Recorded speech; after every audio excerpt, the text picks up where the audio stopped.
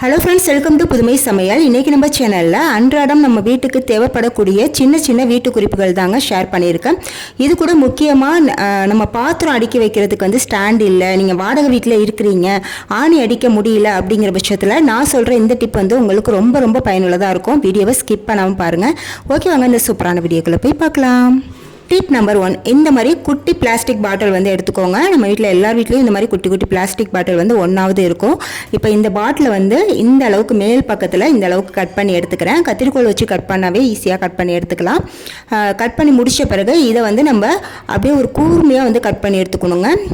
நான் எப்படி வீடியோவில் கட் பண்ணுறேன்னு பாருங்கள். இந்த மாதிரி கூர்மையாக வந்து கட் பண்ணி எடுத்துக்கோங்க.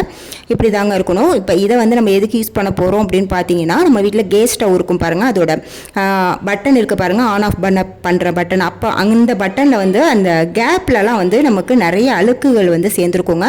அது நம்ம வந்து கேஸ் ஸ்டவ் வந்து துணி வச்சு தொடச்சா ஈஸியாக தொடச்சிடலாம், அது வந்து க்ளீன் ஆயிரும். ஆனால் இந்த பட்டனில் உள்ள இடுக்கில் உள்ள அழுக்குகளை வந்து ரிமூவ் பண்ணுறது நமக்கு ரொம்பவே கஷ்டமாக இருக்குங்க. நம்ம என்ன தான் வந்து துணி வச்சு தொடச்சாலுமே அது வந்து மேலாப்பில் தான் போகுமே தவிர உள்ள அந்த இடுக்கில் உள்ள அழுக்கெல்லாம் வந்து போகவே போகாது. அப்படி இருக்கும்போது நீங்கள் இந்த மாதிரி ஒரு பிளாஸ்டிக் பாட்டிலில் ரெடி பண்ணி வச்சுட்டிங்கன்னா இதை வச்சு நம்ம அந்த இடுக்கில் உள்ள அழுக்குகளை ஈஸியாக வந்து க்ளீன் பண்ணிக்கலாங்க. நான் எப்படி க்ளீன் பண்ணுறேன்னு பாருங்கள். என்னோட கேஸ் ஸ்டவ்லேயுமே வந்து எவ்வளோ அழுக்கு இருக்குது பாருங்கள் அந்த இடுக்கிலலாம். இதுக்கு வந்து நான் என்னென்னமோ ட்ரை பண்ணேன், எனக்கு வந்து சரியாக படல. இந்த ஐடியா வந்து எனக்கு சூப்பராக ஒர்க் அவுட் ஆனிச்சுங்க. இப்போ பார்த்தீங்கன்னா நம்மளுக்கு ஷார்ப்பாக வந்து நம்ம ஓரத்தெல்லாம் கட் பண்ணியிருக்கிறதுனால நம்மளுக்கு அந்த இடுக்கில் உள்ள அழுக்குகள் வந்து ஈஸியாக வந்து ரிமூவ் ஆகுங்க. இந்த மாதிரி நல்லா தேய்ச்சி விட்டுட்டு அதுக்கப்புறம் ஈர துணியை வச்சு தொடச்சிட்டோம்னா நமக்கு சூப்பராக வந்து அந்த பட்டன் வந்து க்ளீன் ஆயிரும்.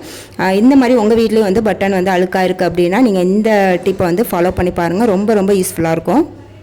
டிப் நம்பர் 2, நம்ம தினமும் கிச்சனில் யூஸ் பண்ணுற ஒரு பொருள் என்னென்னு பார்த்தீங்கன்னா கத்தி தாங்க. கத்தி நம்ம தினமும் யூஸ் பண்ணுறதுனால அதோட ஷார்ப்னஸ் வந்து கொஞ்ச நாளே வந்து கம்மியாயிருங்க. நம்ம கட் பண்ணுறதுக்குலாம் வந்து ரொம்ப கஷ்டமாக இருக்கும். அந்த மாதிரி டைமில் வந்து நம்ம சாணம் பிடிக்கலாம் முடியாது. அப்படி இருக்கும்போது நீங்கள் என்ன பண்ணுறீங்க அப்படின்னா, நம்ம வீட்டில் இந்த மாதிரி இஞ்சி பூண்டு இடிக்கிற உரல் வச்சுருப்போம் பாருங்கள், அந்த உரலை இந்த மாதிரி திருப்பி போட்டுக்கோங்க. திருப்பி போட்டுட்டு இதோடைய எட்ஜஸில் வந்து நம்ம கத்தியை வந்து நல்லா ஷார்ப் பண்ணிக்கலாம். இந்த மாதிரி தேய்ச்சி விட்டோம்னா ஒரு 5 மினிட்ஸ்லேயே வந்து நமக்கு நல்லா ஷார்ப்பாயிருங்க. இந்த மாதிரி நீங்கள் அவசர நேரத்தில் பண்ணிக்கலாம். அப்படி இல்லைனா கடைகளில் வந்து சாணம் பிடிக்கிற கல்லுனே வந்து விற்கிதுங்க. இந்த மாதிரி தாங்க இருக்கும். இது வந்து ரொம்பலாம் வெயிட்டாக இருக்காதுங்க, கொஞ்சம் வெயிட்லெஸ்ஸாக தான் இருக்கும். இது வந்து நல்லா ஷார்ப் பண்ணுறதுக்கு இந்த கல் வந்து நமக்கு ரொம்பவே யூஸ்ஃபுல்லாக இருக்குங்க. இது வந்து கத்தி மட்டும் இல்லைங்க, கத்திரிக்கோல் அந்த மாதிரி இது கூட நம்ம வந்து ஷார்ப் பண்ணிக்கலாம். இப்போ பார்த்தீங்கன்னா இந்த கல்லை ஓரத்தில் இந்த மாதிரி நம்ம தேய்ச்சி விட்டோம்னா போதுங்க, நல்லா ஷார்ப் ஆயிருங்க. நம்ம கடைகளில் சாணம் பிடிச்சா வந்து எப்படி இருக்குமோ ஷார்ப்னஸ் அதே போல் இருக்குங்க. இந்த மாதிரி ஒரு கல்லை வந்து நீங்கள் வீட்டில் வாங்கி வச்சிட்டிங்கன்னா இந்த மாதிரி கத்தி சாணம் பிடிக்கிறதுக்கு நமக்கு ரொம்பவே யூஸ்ஃபுல்லாக இருக்கும். அதோட ரேட்டும் பார்த்தீங்கன்னா ரொம்பவே கம்மி தாங்க. கண்டிப்பாக இந்த மாதிரி கல் உங்கள் வீட்டில் இல்லை அப்படின்னா வாங்கி வச்சுக்கோங்க. அப்படி இல்லைன்னா நீங்கள் உரலில் பிடிச்சிக்கோங்க.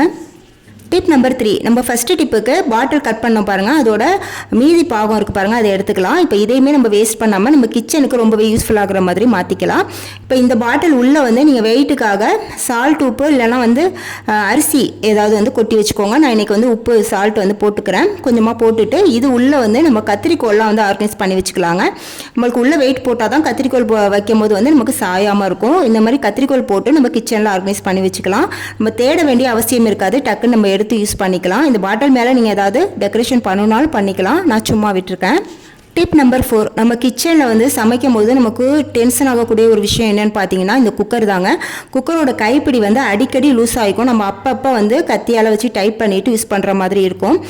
இந்த மாதிரி ப்ராப்ளம் இல்லாமல் இருக்கிறதுக்கு நான் சூப்பரான ஒரு டிப் வந்து சொல்கிறேங்க. அதுக்கு நமக்கு தேவைப்படுறது பார்த்தீங்கன்னா டேப்லெட் கவர் தாங்க. கவர் பிரித்த கவரோட இந்த பக்கம் இருக்குது பாருங்கள், அது வந்து ரவுண்ட் ஷேப்பில் இந்த மாதிரி கட் பண்ணி எடுத்துக்கோங்க. 2 பீஸாக கட் பண்ணி எடுத்துக்கோங்க, அப்போ தான் நல்லா ஸ்ட்ராங்காக இருக்கும்.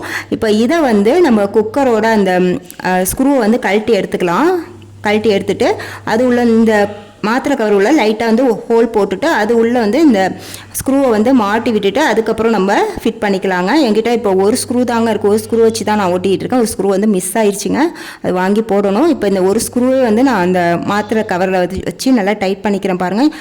இந்த மாதிரி நல்லா டைட் பண்ணி முடித்தோன்னே பார்த்தீங்கன்னா நல்லாவே ஸ்ட்ராங்காக இருக்குங்க. இப்போ நான் என்கிட்ட ஒரு ஸ்க்ரூ தான் போட்டிருக்கேன், அதுக்கே வந்து எனக்கு எவ்வளோ ஸ்ட்ராங்காக இருக்குது பாருங்கள்.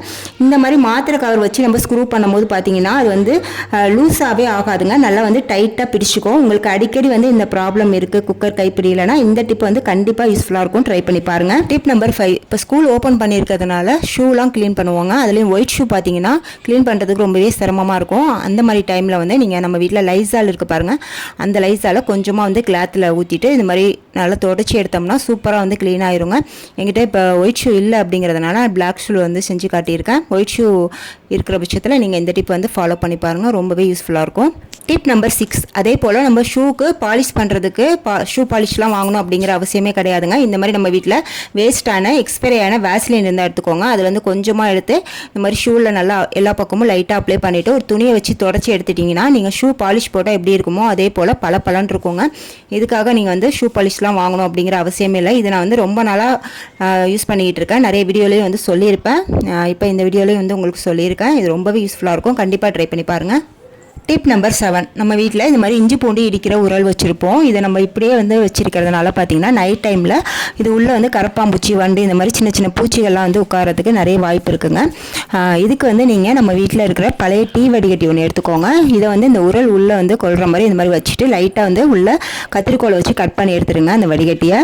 இப்போ இதை வந்து இந்த வடிகட்டியை உள்ளே வந்து இந்த உரலை வச்சு மூடும் போது பார்த்தீங்கன்னா நமக்கு கேப் இல்லாமல் அப்படியே மூடி போட்ட மாதிரி இருக்குங்க. இந்த மாதிரி வைக்கும் போது பார்த்தீங்கன்னா உள்ளே வந்து பூச்சிகள் போகாமல் இருக்குங்க நமக்கு. நீங்கள் வந்து வடிகட்டி இப்படியே வைக்கிறனால வைக்கலாம், அப்படி இல்லைனா வடிகட்டியை இந்த வாய்ப்பகுதியோட கட் பண்ணிவிட்டு நீங்கள் அப்படி கூட யூஸ் பண்ணிக்கலாம். நான் வந்து இப்படியே தாங்க யூஸ் பண்ணுறேன். உங்கள் விருப்பம், நீங்கள் எப்படி வேணாலும் யூஸ் பண்ணிக்கலாம். இந்த மாதிரி வைக்கும்போது நமக்கு சேஃபாக இருக்குங்க. ட்ரை பண்ணி பாருங்கள். டிப் நம்பர் 8, இந்த மாதிரி நம்ம வீட்டில் பாத்திரம் அடுக்கிற ஸ்டாண்டு வந்து வைக்க இடம் இல்லை, ஆணி அடிக்க முடியல, வைக்க முடியல அப்படின்னா நான் சொல்கிறேன் இந்த டிப்பை வந்து ஃபாலோ பண்ணி பாருங்கள், ரொம்பவே யூஸ்ஃபுல்லாக இருக்கும். அதுக்கு நமக்கு தேவைப்படுறது பார்த்திங்கன்னா இந்த மாதிரி ஒரு காய்கறி கூடைங்க. காய்கறி கூடை வந்து இந்த மாதிரி இருக்கும்ல, இது நம்ம வீட்டில் எல்லார் வீட்லேயும் இருக்கும். இந்த மாதிரி கூடையை வந்து நம்ம பாத்திரம் அடுக்கிறதுக்கு யூஸ் பண்ணிக்கலாங்க.